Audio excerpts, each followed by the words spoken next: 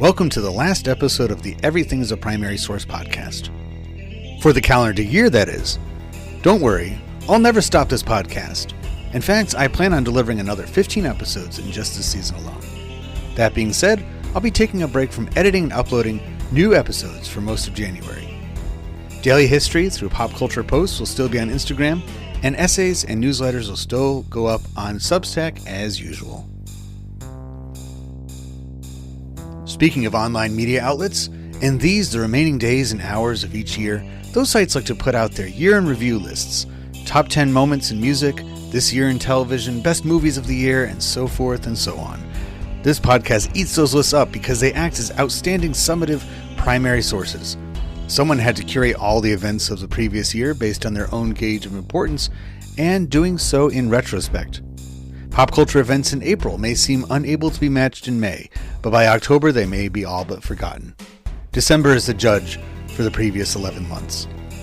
And if your show or film or song can stay relevant through Christmas, then you will help define the year that was. The topic of the first segment today comes from 1988, and was along these lines. Take a listen. First of many, but even if it's not, even if you're the only one that does this with me, I have a feeling we're going to have a great conversation. So this is Nicki. Yeah. And you're not terribly far from me, right? You're from Boston. I'm in Boston. Yes, I am. I work at GBH, which is Boston's local public media station in the education department. And you say it so simply, like it's a local station. It's like the flagship of the entire... It is a powerhouse station, yeah. And I have been using WGBH stuff, everything from... Yeah. We were talking about American Experience. Yep. My favorite thing to use in medieval European history class is a class I teach called The Western Tradition with Dr. Eugene Weber. It's from 1989. So much good stuff. And, Metropolitan Museum of Art worked with that one. Yeah. And it's just like... So, WGBH isn't just, it's just our local... We say it like we're just a little local, right? Yeah. But, we do a lot, especially a lot for educators in the classroom, which is... And we thank you for that. Yeah. Because it really helps us. Our pleasure. I think for a lot of, especially as a teacher starting out, that's like the savior. Yeah. It's like, this is 55 minutes long? Perfect. Yeah, great, yeah. I didn't have anything planned, but now I do, And it's I think, using media as a way to make education fun, inclusive, accessible, and I just think, engaging. Like, kids can really, I think, grasp the material in a different way when they see a video or listen to something. It mixes things up, if nothing else. Yeah. And I'm sure you get plenty of positive feedback for that reason. Yes. And, and then it's just like an endless amount of things that WGBH is responsible for. So, again, thank you for You're everything. Welcome. So our pleasure. At my table, you found something I just picked up recently, the Disney Yearbook from 1988. Yes. And it doesn't have, as far as I know, like photographs of each of the people like an actual yearbook would with their it does not. quotes. It's more of like a year in review kind of thing. Exactly. From a Disney perspective. Yes. And what caught your eye originally? Well, what caught your eye in general about this thing? Well, I just think, I work a lot in the kids media space, so it was something that caught my attention. And I, grew up with Disney and Disney characters, but I had never seen a Benjamin Franklin Mickey Mouse before. So that is what caught my eye. I wonder how they chose who would do what, right? They're all kind of nutty characters. Yes. So it's no matter which way you go about it. So Goofy appears to be George Washington. That is my guess, yes. And is that meant to be... Well, maybe Alexander Hamilton is Donald Duck. A very angry-looking Donald Duck. Or maybe the other two are just anybody at all, but he has a kite. I knew it was Benjamin Franklin. Has to be Franklin. Kite. Yes. Did they even include? I don't see it there, but they sometimes have the rising sun. Oh, actually, I think Donald Duck is George Washington because he's behind the desk. I was looking at it from different perspectives, so. Regardless, they're celebrating the Constitution. Yes. And for those of you listening, I'm sure you are listening to this podcast because you have a background in history. So you know that the Constitutional Convention began in May of 1787, concluded in September of 1787, but the ratification by the several states didn't finish up until 1788. And so in the mid and late 80s, we had almost like a repeat, if you will, of the Bicentennial. So I missed the Bicentennial because I wasn't born yet. You missed this Bicentennial because you were born the following year. Right. But now, in retrospect, I'm like, oh, that's why they had an extra special. When they had the 4th of July with the Statue of Liberty, they did a lot of work on the statue during 1986. So interesting. So that by 87 they could have this. And I'm like, that's why they had it, because the Statue of Liberty was given as a gift by France to commemorate the centennial of the Constitution. Oh. And so now we have, celebrations of the bicentennial of that. Interesting. And I guess the question that I'm asking you is, what ideas or behavior does this convey? Yeah. What does it say to you that Disney felt the need to do this? Yeah, it's so interesting, right? Because Disney has an incredibly wide reach, right? And I don't think of them as big in the education space. Mm-hmm. When it comes to me, I think of them big at time as entertainers, right? But this, to me, seems like an effort to kind of, celebrate American pride via characters that kids know and love, right? And share kind of the story of our country via familiar Disney characters. It matches up with Walt Disney's original view. He was, the Hall of Presidents says it all, that when they brought that to the World's Fair and then to the parks themselves. Oh, that's so right. I forget. They do a lot of. They have Liberty Square and Disney World. Yeah. And he never got to see that one play out. But I went to Disneyland this summer for the first time, and there was a version of that. There's the old America part, and he was in, and that matches up to when that park opened in the 1950s. Right. That, rebirth of America after World War II is we're a world leader now, so we get to celebrate our history and our heritage and deliver it to the rest of the world. What really strikes me about this is this is just on the cusp before the Renaissance for Disney. So the following year is when The Little Mermaid. That's what I grew up with, right? Yeah, that's the Disney I know. Little Mermaid and then Aladdin and all those. Yeah. So I feel like this was kind of a down. That's why they're using the characters of Mickey and Goofy and Donald, because they've been around forever. And I can't really name any movies in the 80s that most people would really, Fox and the Hound. Was Bambi? That was like 650. No, that was way earlier. Yeah. They didn't really have much. And so, this yearbook, you're flipping through it. They having all. I'm looking at some of the. They celebrate the 50th anniversary of Snow White. Yep. Which I just mentioned 2 movies right there. One that was just redone, Little Mermaid, just this last year, and then Snow White is in the process of being live action the live remake. Action version of it, which seems to be hitting some stumbling blocks right now. Right. But this seems to be kind of like that lull. For Disney, of they weren't, I think managerial wise, they were in kind of a funky place in the 80s. Yeah. And the parks are doing fine, but as far as their reach, I don't think they were really getting It wasn't like what they are today, right? Yeah. So I'm curious if you think that does this almost seem like they're resigned to this is what we do now? Yeah, in a way. It's even funny, too, because in here they even call out Sesame Street, which is so funny because that's one of, PBS's shows. You've heard of that one. I've heard a little bit familiar with that one. And talk about TV for kids and making learning fun. And I think this is before Disney was even in television. I don't know exactly when they made this. They had the Wonderful World of Disney starting way back, actually simultaneous with the opening of Disneyland in the 50s. They had that. And I remember watching plenty of, because they made a lot of movies, especially made-for-TV movies, the live-action ones in the 50s that were all about, American history. They would, or some kind of based Interesting. in So all about American history. to try to It's so not my point of reference for Disney. That's so interesting. Yeah. if not about American history, at least like set in historic periods. Like I remember watching one about the Civil War when I was a kid. It was like this Confederate kid that gets captured by Yankees, and but it was like for that purpose of creating a national unity, having a national culture, having something that everybody could rally behind. Like Disney was like almost himself was very adamant about that. Yeah. Of using his company to celebrate American culture and Americanism. Yeah. And what it means to be an American.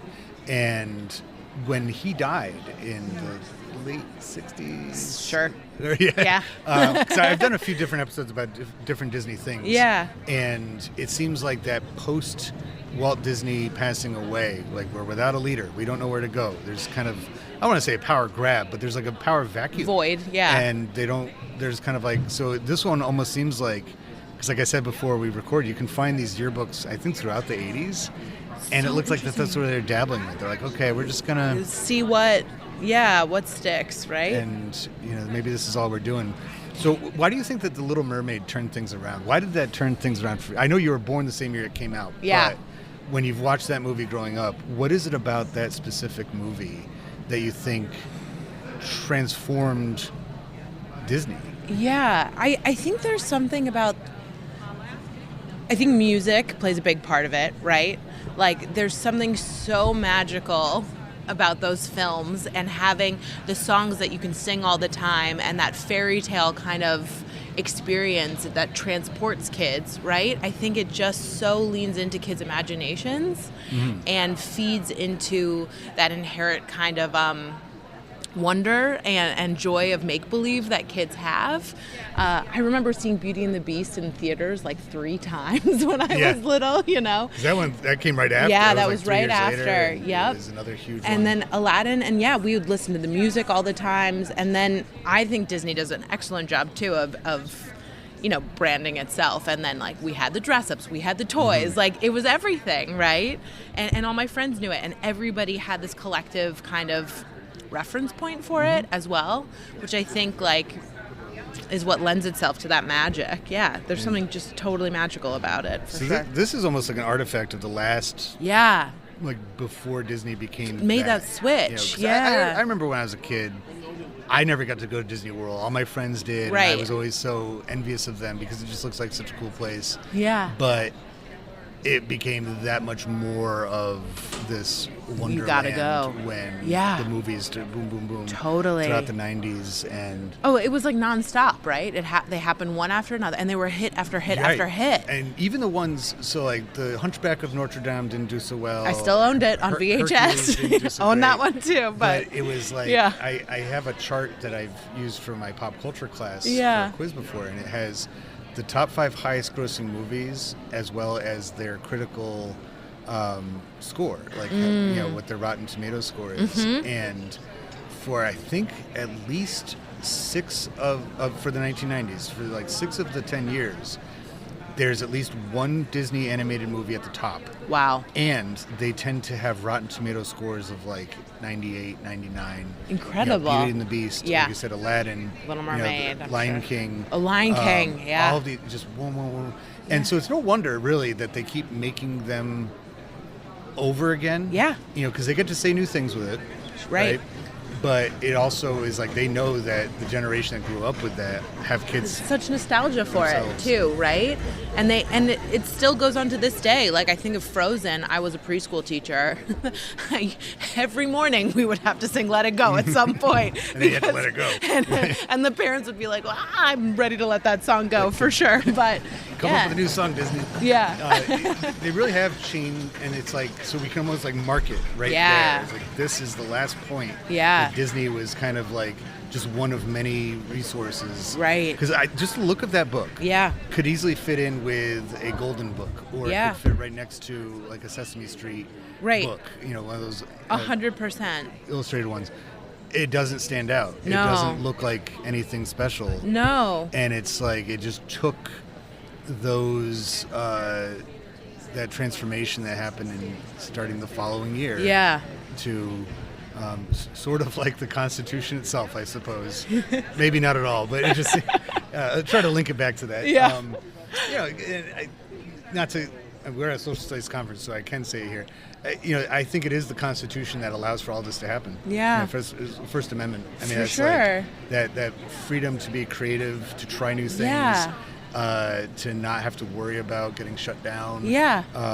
And like the freedom to evolve, right? And I think that's part of what Disney has done so well, right? That space to like kind of change and grow and adapt as we do as a country, right? And they have plenty of treasury behind it, so that if something doesn't work out, they have the room to fail. Like, right? We can. It's not like something else where they absolutely need to make it. Like, everything rides on this thing. It's like, that movie didn't do so good. All right. All right. We'll make another one. We'll just build a new ride at the park, and they'll make up for it. Like, exactly.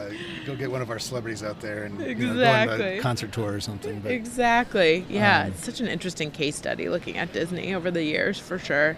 Well, it's remarkable that we can get a 15-minute critical conversation out of this book that I pulled from a bin at Goodwill by the pound, that it was about to leave this earth. Yeah. And I saved it from, I assume that's the next stop after that place. No, it's really incredible. I've never seen anything like it, especially as someone who grew up with Disney books. In my house, I never would have even known this was a Disney book. And I picked up a previous time, they had a VHS that was something very similar. It wasn't like a specific movie, but it was from the era of the big, clamshell white cases. Sound that when they opened up. It came from that era, but it just had like Mickey, just like regular Mickey on the cover. Yeah. And I forget the name of it, but I picked one of those up at a Goodwill by the pound a couple weeks ago, and I was like, I feel like it was the same idea of just like a year in review kind of thing. Yeah. Maybe just a bunch of cartoons. Because again, that was the time where they didn't have they weren't really producing big time stuff. And so they were just kind of going back to their archives, going back to their collections. It even reminds me of Fantasia. Yeah. Right? Remember when they brought that back? Yes. And I remember the original too. And it was more like a collection of different animations. It wasn't like one overarching. Because that was them trying something else. Yeah. Back when they made that. Yeah. And, I remember that movie terrified me, and I couldn't stop watching it at the same time. I remember being not... Because I watched it when it was some anniversary thing when they, in the 90s when they came back out with it, and I was like, so what's the story here? Yeah. I didn't realize that it was like vignettes, that they weren't... You're like, really I don't get how... full narrative. Like, I'm like... Pegasus's frolicking have to do with Mickey in a hat, with brooms chasing him around and stuff. Like, what? And I'm like, oh, I'll get it now. It is brilliant. Yes. I also wonder, too, though, like in today's media landscape for kids, which is so loud, right? There's so many choices, so many big players. Like Disney really had the sweet spot, especially in the 90s, where there weren't endless choices, too, right? Yeah. Especially for movies. Mm-hmm. So, I mean, it let them, I think, dominate so clearly. Because they had the apparatus in place well ahead of time. Oh, yeah. So, 1988 doesn't mean that they didn't have anything. It was just they weren't really using their resources well enough. Totally. And then, so by the 90s, when they really start clicking, everybody else is like, whoa. Right. Their heads whoa. Are, and they had so much time to experiment and try stuff. And I think that's a luxury that other companies probably didn't have. They had to get it right on the first time, right? And it matches also up with the Gen X way of doing, Gen Xers tend to get the reputation of being, slacker. Yeah, sure. But there's plenty of motivated, of course, imaginary, that whole, and so the 90s was their time to shine, and I wouldn't be surprised if, Pixar, right? Like that's them. That's the computer people and putting it all together. So, you were very lucky to grow up as a kid through the 90s. I know. I was born kind of on the cusp between 80s and 90s. Gen X and Millennial. I think I'm a Zennial or something sure, like that. Sure. Xennial. And so it's like we were very fortunate, I think, to witness all these transformations because here by 2023, I feel like all movies just kind of get made the same. All animated stuff. It was like the formula's down, and then it was, And we got to see that very inventive time period. Definitely. And definitely. Thanks to the minds like Mickey Mouse, who's also Ben Franklin. Well, this is like so interesting for me too to get some more of this backstory behind Disney's like history, because I wouldn't even know that they dabbled with the Constitution. Well, and I think a lot of it also, there's like Peanuts, they did a lot of history stuff too. They have a whole thing about the Constitutional Convention. Yes, I think I did know about that. And they do one for the Mayflower, which is the first, like, it's the first time you get to see like adults in Peanuts, and they're really weird drawings. Oh my god, I can only imagine. They don't look good. Like, yeah, there's a reason they didn't bring them in. There's a reason why it's a kid world. And the kids. I mean, if you watch a Peanuts cartoon, like The Great Pumpkin, like these are terrible parents. They let their kids sleep in a doghouse. At 3 a.m. and his sister has to go get him. Like, that's not good. DCYF not call. Good. Yeah, that is problematic. Yeah. And the so many things though. Absent, I'm like, we never would see that today. And then there's people in the neighborhood giving a kid. They're actually storing rocks in their house. Oh no. Just so when this kid shows up, they give him a rock. Stop. I watched that recently. I'm like, who does that? That's this awful. explains all of our anxiety issues. Yeah. It was like. So there's adults out there that actually collect rocks just to give this one kid. Oh my gosh. Charlie Brown. Aww. To make him feel worse. I know. Poor Charlie Brown. Yeah. Everybody's always picking on him. Poor Charlie Brown. Yeah. I appreciate you so much for coming by. Yeah, thank you so much for having me. This, and I think it's just this is a great start to hopefully you fruitful, come back at the end of this conference. and I'm going to have like 18 hours of conversation. I can't wait, and I'm going to listen. I can't wait to listen and hear more. This one actually will be on pretty soon since this is a yearbook. And 35 years old, so this will probably show up before the end of the year. Perfect. Great. Well, thank you so much. Using the end of one year to reflect and the start of a new one to look ahead has been pretty standard practice well before the birth of mass media. Most historians point to the post-World War I era, the 1920s, as the birth of an American mass media and a true American popular culture. But there were inklings of such a thing developing as early as a century before that. The 1820s saw the country trying very hard, in fact, to create a national identity and culture to go along with it. Technological and economic developments were underway in this era of good feelings, supported by a much beloved and relied upon newspaper industry. National unity was the spirit of the day, and the second generation, post-revolution, was reaching anywhere and everywhere to pull out talismans that could be used to help this mission along. Enter Gilbert du Motier, the Marquis de Lafayette. The hero of both the American and French revolutions was invited to visit the United States by President James Monroe in 1824, and later that year he sailed to America to begin his grand tour that would take him to all 24 states and more receptions, dinners, and balls than any marquis could ever imagine. I met with Leslie Rainey of the American Friends of Lafayette while we were both attending the NCSS conference in Nashville earlier this month. The organization she belongs to was founded in the 1930s to celebrate the contributions of the French noblemen to the cause of the American Revolution. And just as Americans were doing 200 years ago, the AFL is looking ahead to a big event starting next year.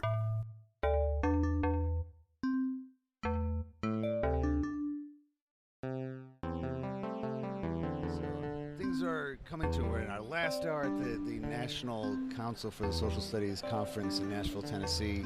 As far as the exhibitor space goes, I'm with Leslie Rainey from the American Friends of Lafayette.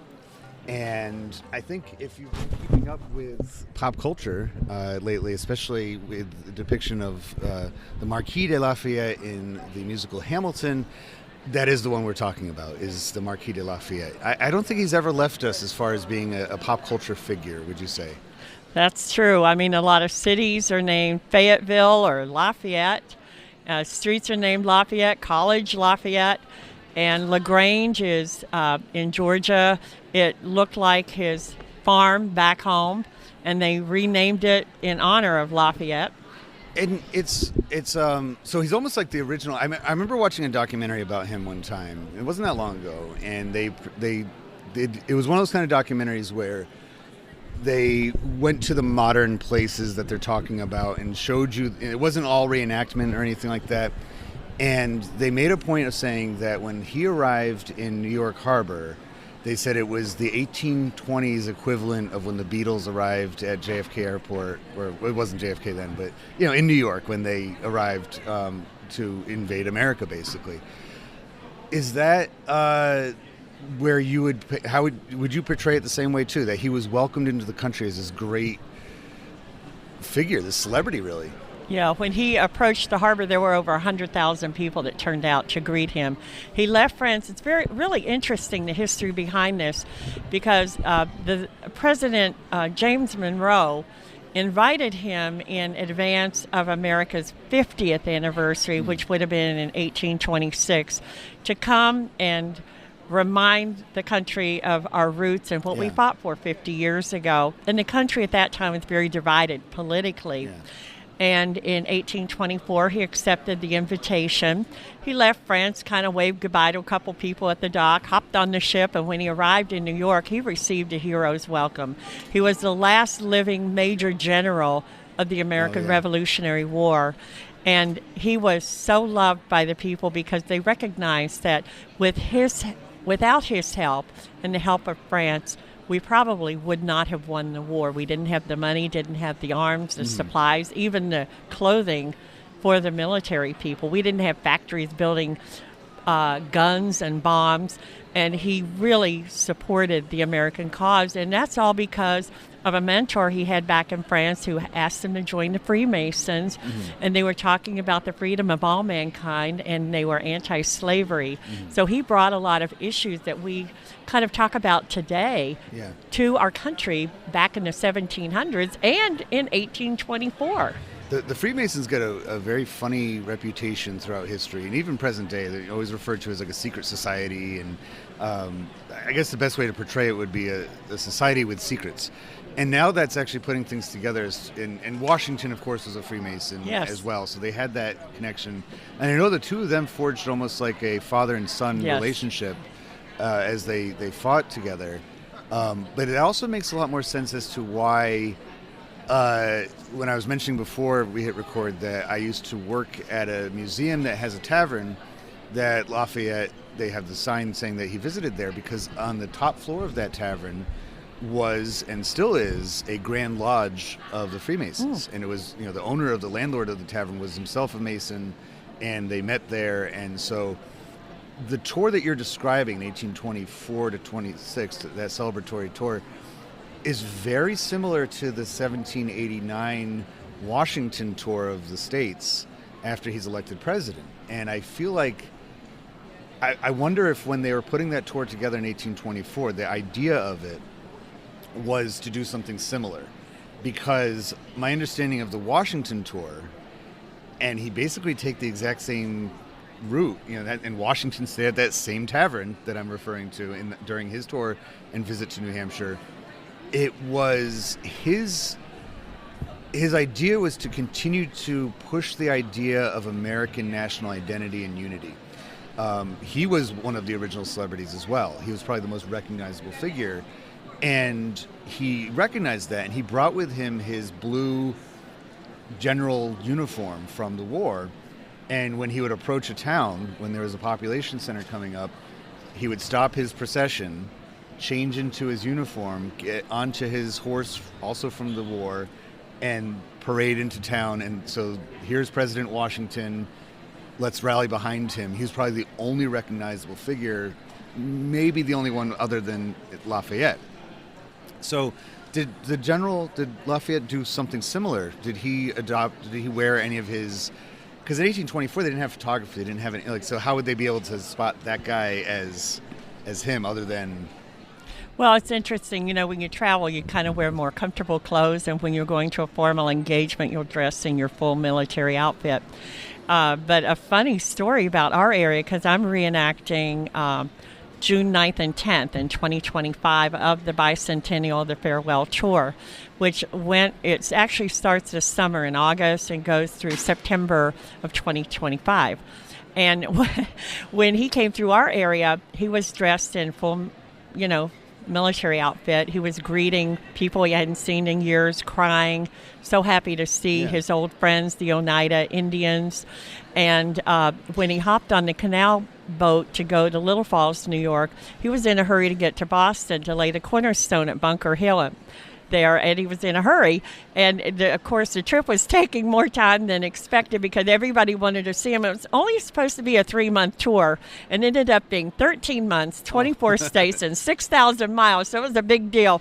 So when he gets on the boat, the canal boat, in Utica to head to Little Falls, he got in his pajamas right away. Yeah. And when he got to Little Falls, about 30 miles down the road, they had torches on each side of the canal, and the whole city came out to greet him. So, of course, he had to stop, get dressed, and get out and change and greet everyone. Yeah, very exhausting. It probably felt really good, though. Yeah. I mean, he wasn't an egotistical person, obviously. I mean, just doing what he did when he was 19 years old speaks more to him as being a selfless person, that he's willing to sacrifice all of his wealth and comfort to go off, in his status in France, to go off and potentially lose his life over somebody else's his cause. So that seems to have stayed with him, that he remained rather humble throughout all this. He did remain humble, and it's just, I think it speaks to the character of the man, because he was very involved in caring about freedom at a young age. Even at 13, an article he wrote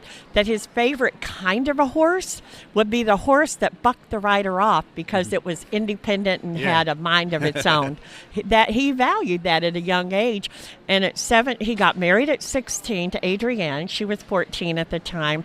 So his father-in-law had a dragoon, and he led some of the troops there.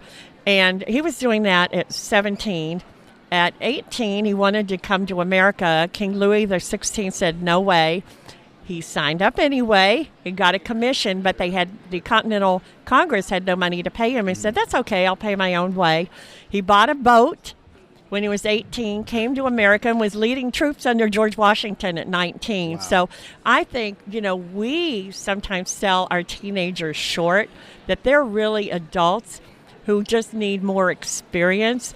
And I just think he's somebody everyone can look up to, including our teens, our next generation. And now, as we're talking about his return tour, his visit 50 years later, he's middle-aged, he's a senior citizen, and still portraying qualities that we should be celebrating and having, people getting.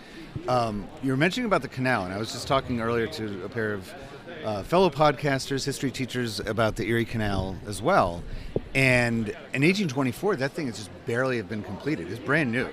And so I got to think that the mapping of his route around the country, it was an opportunity for the United States to kind of demonstrate and show off, this is what we've done since you were last here. Look at what we've been able to accomplish. And if there's anybody they're trying to impress, he would be somebody that they wanted. You had a role in this, right? Mm-hmm. The symbology around the Erie Canal, they began, constructing it on July 4th in, I think, 1819 as a symbolic thing of we are going to be economically independent from the rest of the world on Independence Day, starting here. And the symbology of him showing up for the 50th, that kind of round number. It seems like a 20th century kind of thing where we like to celebrate things in increments of 10, the 10th anniversary of the 20th. So it's funny to me that so early in the country's history that 50th mark was important enough. They're like, all right, let's get the all-stars together. Let's get all the celebrities from that conflict that are still alive anyway and put them all together here.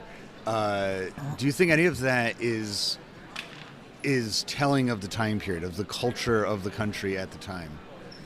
I absolutely do, because that's when, organizations like the Sons of the American Revolution, the Daughters of the American Revolution were founded, because you're a generation out from, our country becoming independent from a monarchical rule. Yeah.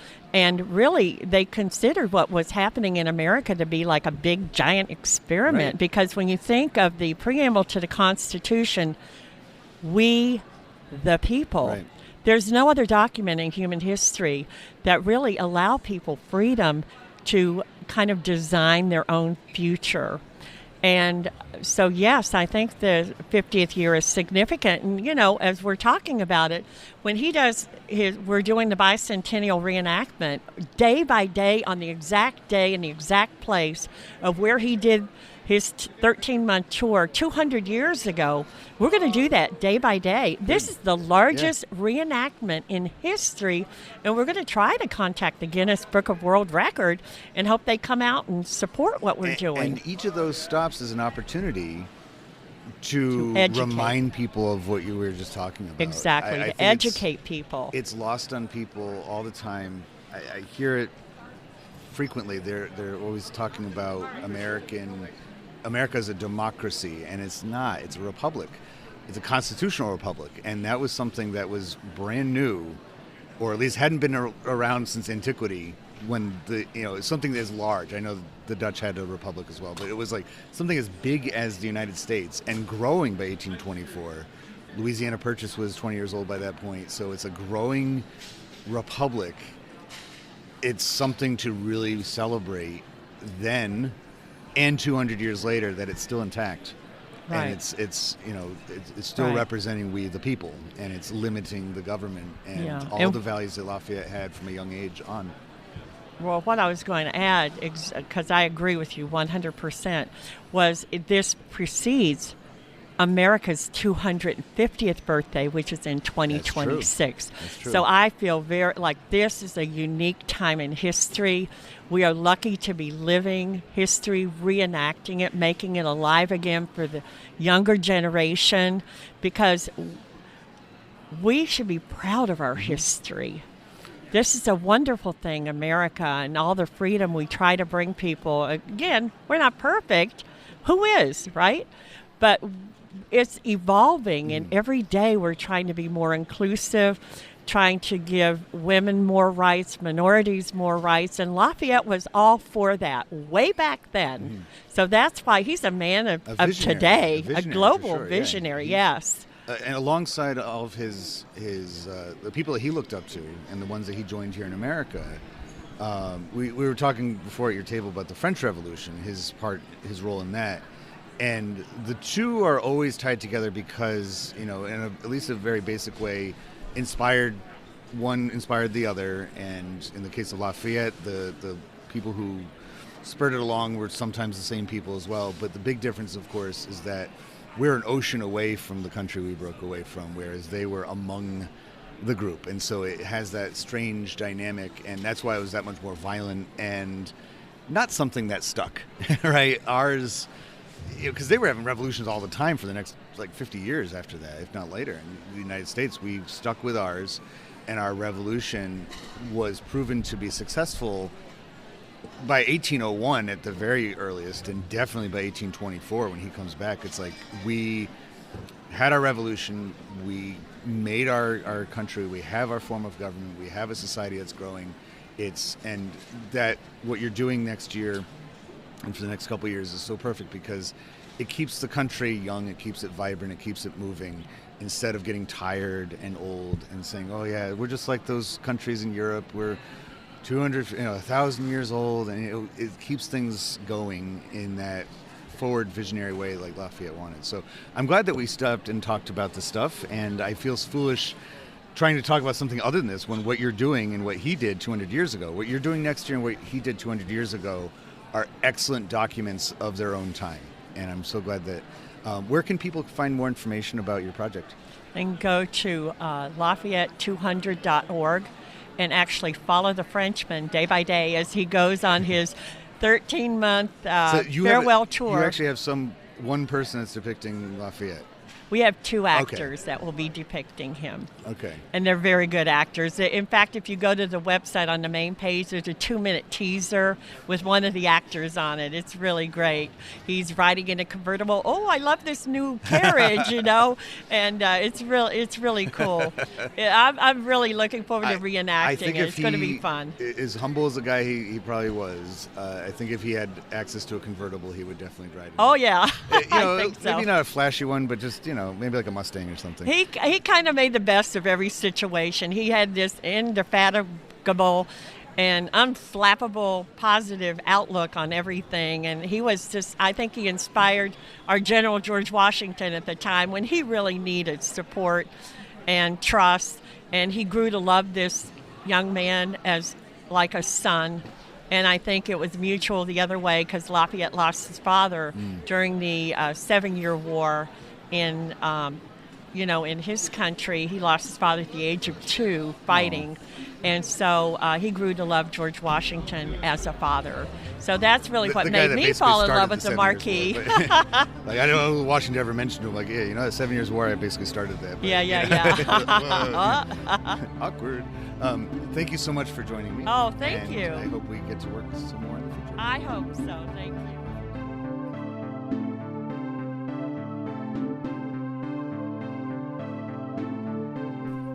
Thank you for listening to the Everything is a Primary Source podcast. There will be a break in episodes for a few weeks, but by all means, follow me on social media for interesting posts about history through pop culture. The quickest way to get to these online hangouts is everything-history.com. Until next time, this is the EPS podcast, where everything is a primary source.